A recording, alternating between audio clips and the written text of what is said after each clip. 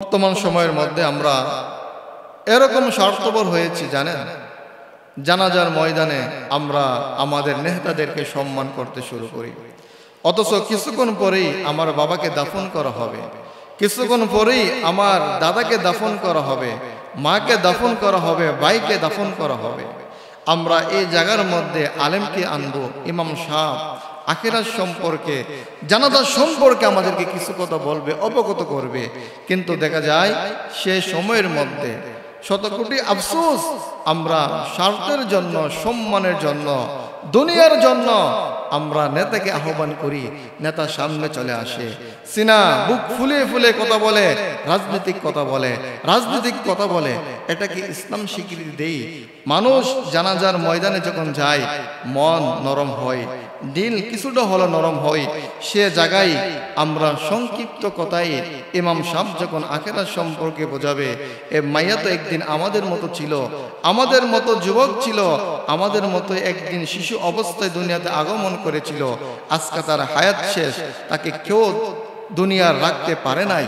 এরকম কিছু কথা বললে মানুষ কিন্তু আমলের দিকে, ইমানের দিকে একটু তাজ্জুব হবে। কিন্তু দেখা যায় আমরা এ জানাজার ময়দানে গিয়ে আমাদের নেতাদেরকে সম্মান করি, নেতাদেরকে আমরা আহ্বান করি, ইমামের জায়গায় দাঁড় করিয়ে দিই। আমি বলবো যারা এগুলো করেন, আপনাদের ইমান বলতে কি রয়েছে একটু চিন্তা করে দেখেন।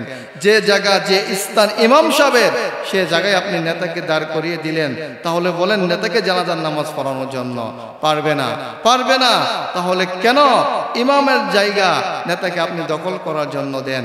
আরে সে ব্যক্তি তো আমাদের কাছ থেকে বিদায় নিয়ে চলে গিয়েছে, এই জায়গার মধ্যে তো আমাদের উচিত হবে তার মাগফিরাতের মাধ্যম বের করা, তাকে দুনিয়া থেকে বিদায় দেওয়ার সুখগুলো আমাদেরকে পালন করা। এখানে রাজনৈতিক কথা বলে এই ঈদগার ময়দানকে, জানাজার ময়দানকে, জানাজার মাঠকে আমরা সভা করতে পারি না। মহান রব্বে কারিম জালে এগুলো করে হেদায়েত দান করুক, আল্লাহুম্মা আমিন। দ্বিতীয় টপিক হবে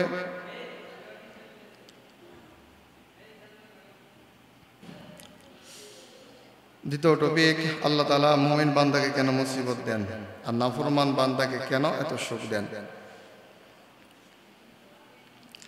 আমরা জানি দুনিয়ার মধ্যে যারা নামাজ পড়ে, মাওলার হুকুমগুলো পালন করে, যারা আল্লাহ তাআলা তাসবিহ তাহলিল আদায় করে, যারা পরিপূর্ণ মুমিন, তারা অনেক কঠিন মুসিবতের মধ্যে থাকে, তারা দিন রাত অনেক পরিশ্রম করে, তারপরও তারা সুখের দরজা খুলে পায় না, তারা সুখের দরজা কখনো তাদের সামনে ধরা পড়ে না।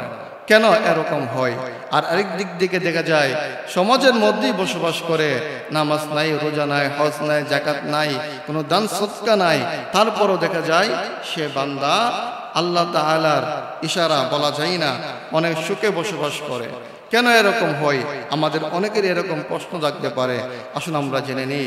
মহান রব্বে কারিম এক কথাই যাকে পছন্দ করে তাকে মুসিবত দেয়, আরে মুসিবত দিবেই। কারণ মহান রব্বে কারিম বলে, যখন বান্দা মুসিবতে থাকে আমাকে সেকেন্ডে সেকেন্ডে বান্দা স্মরণ করে, যখন বান্দা আমাকে স্মরণ করে তখন ওই বান্দার ইমান মজবুত থাকে।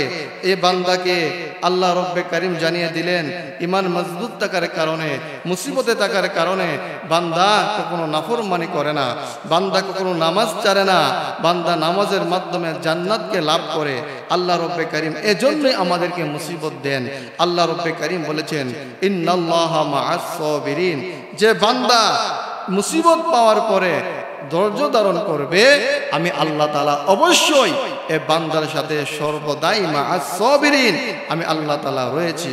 এই মুসিবতটা বান্দার জন্য মুক্তির মাধ্যম, এই মুসিবতটা বান্দার জন্য বড় একটা নিয়ামত।